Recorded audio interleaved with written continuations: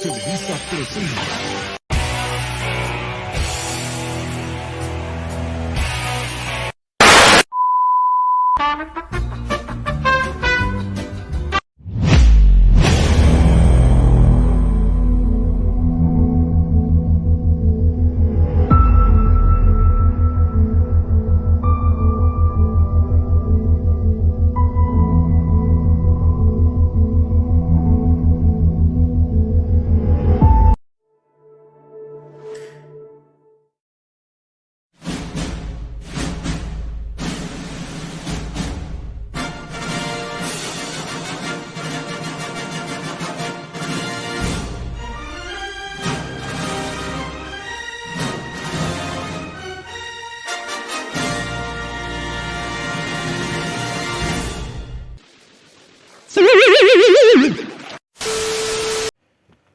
Ahora hablaremos del paisaje vegetal de clima oceánico. Este corresponde a la región floral eurosiberiana y sus formaciones vegetales características son el bosque caducifolio, la landa y el prado. Por una parte tenemos el bosque caducifolio, que es denso y tiene árboles altos con troncos rectos y lisos, y con hoja grande y caduca. Aquí destacan el haya y el roble. El haya necesita mucha humedad, tolera mal el calor y muy bien el frío. Prefiere suelos calizos, no obstante tolera los silicios, y su madera, dura y de buena calidad, se emplea para elaborar muebles y utensilios. Su área principal está en la cordillera Cantábrica y en el Pirineo navarro. El roble, en contra, exige menos humedad que el haya y tolera mal el calor y el excesivo frío. Prefiere suelos silíceos y su madera, dura, sirve para la construcción y para fabricar muebles y barcos. El roble predomina en Galicia y la cordillera Cantábrica. Además, tenemos el bosque marcescente de rebollo y quejigo, que es propio del clima oceánico de transición. Este es menos denso y de árboles menos altos, y sus bellotas se usan para la alimentación del ganado. Por otra parte, la acción humana ha supuesto cambios en la vegetación natural, como la reducción de la extensión del bosque por la pérdida de sus usos tradicionales, como la leña y el carbón vegetal y la madera para la fabricación de aperos, además de las quemas incontroladas para obtener pastos y los incendios forestales. Otro cambio es la introducción de especies secundarias de aprovechamiento agropecuario, como el castaño, que ha ganado terreno a costa del roble por el uso de su fruto y de su madera. Por último, están las repoblaciones con árboles de crecimiento rápido y buen aprovechamiento económico, como el pino por su madera y resina y el eucalipto por su celulosa y pasta de papel. Precisamente, estas repoblaciones han sido muy criticadas porque las hojas de ambos árboles colaboran con la acidificación y el empobrecimiento del suelo. Además, son especies que arden con más facilidad en caso de incendio. Así como mi compañero ha explicado el bosque caducifolio, ahora os explicaré otros dos tipos de formación vegetal pertenecientes al clima oceánico. La landa es una vegetación densa de matorral, correspondiente al clima oceánico. Su altura es variada, puede ser o muy baja o incluso alcanzar los 4 metros de altura. La landa aparece como degradación del bosque caducifolio o como vegetación supraforestal. Suele usarse para cama de animales y luego como abono. Sus especies más abundantes serían el tojo, el brezo y la retámola genista. Los prados son otro tipo de formación vegetal. Son una vegetación herbácea que ocupan grandes extensiones de terreno en los paisajes oceánicos. Se usan principalmente como alimento del ganado.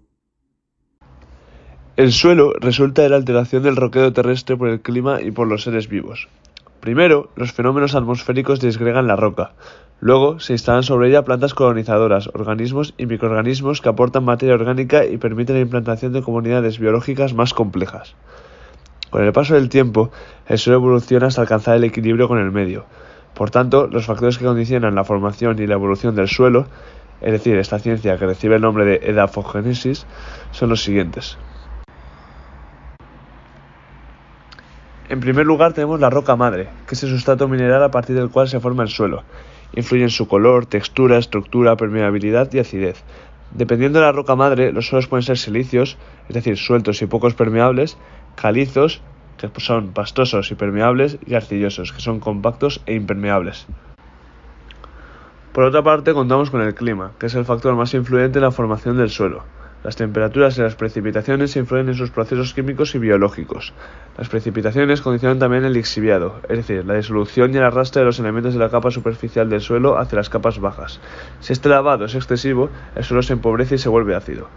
Atendiendo al clima, los suelos pueden ser zonales o climas cuando su origen está estrechamente ligado al clima, o azonales e intrazonales cuando dependen de otros factores, como la naturaleza del roquedo, el encharcamiento, etc. Los seres vivos. Actuando de distintas formas, las plantas pueden empobrecer y acidificar el suelo o enriquecerlo con sus raíces. Los hongos y bacterias descomponen la materia orgánica y se crea el humus, del que dependerá la fertilidad del suelo.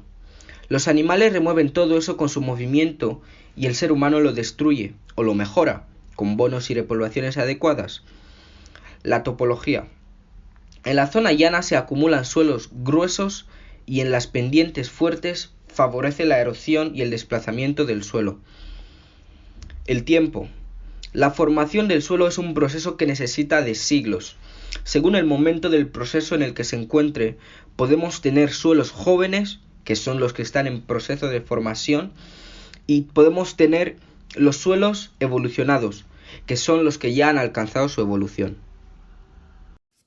Ahora César y yo vamos a hablar de los suelos zonales.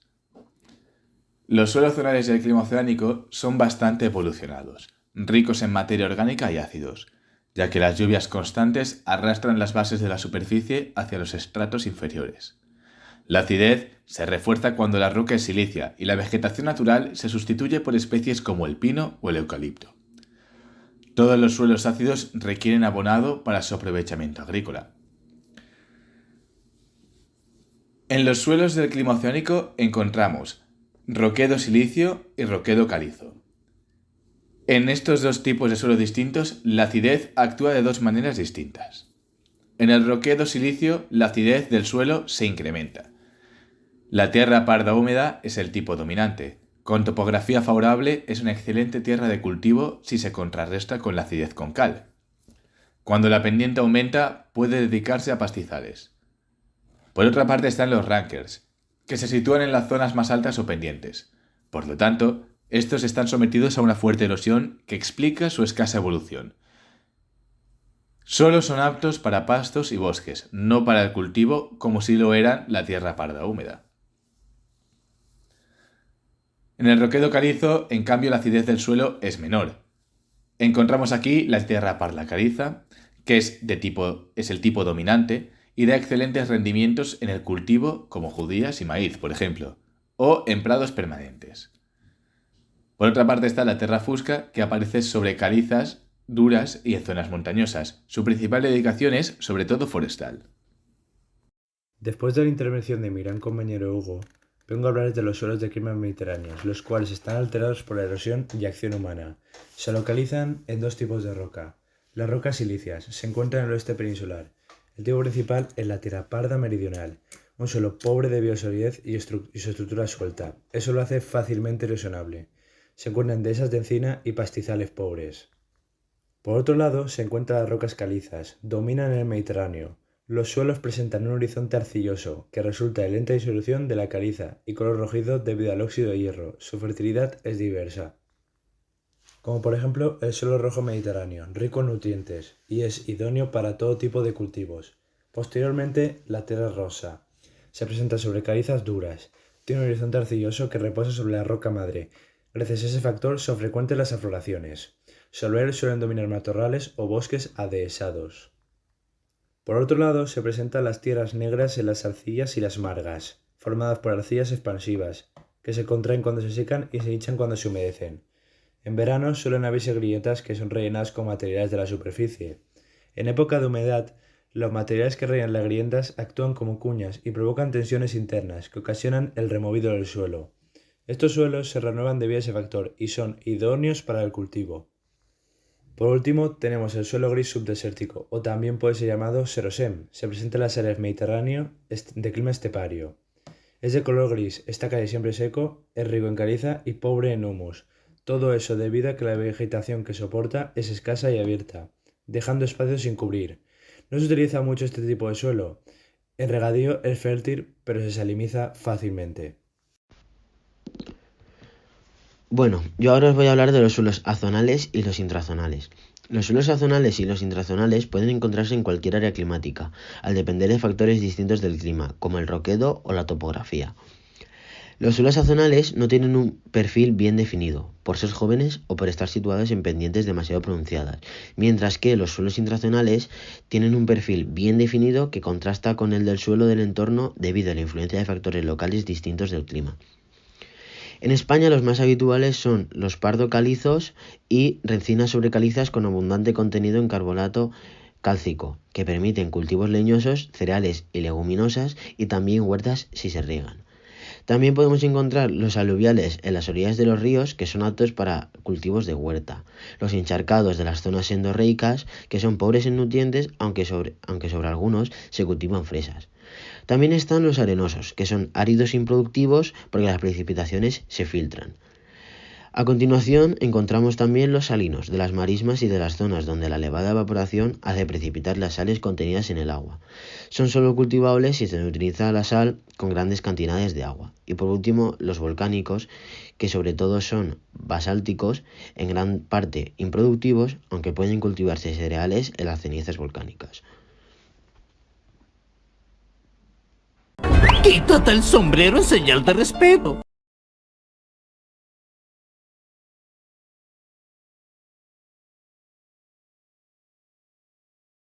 ¿Verdad que te engañé? Veremos qué sucede. Estoy un poco nervioso. Salam, salam, salam, salam.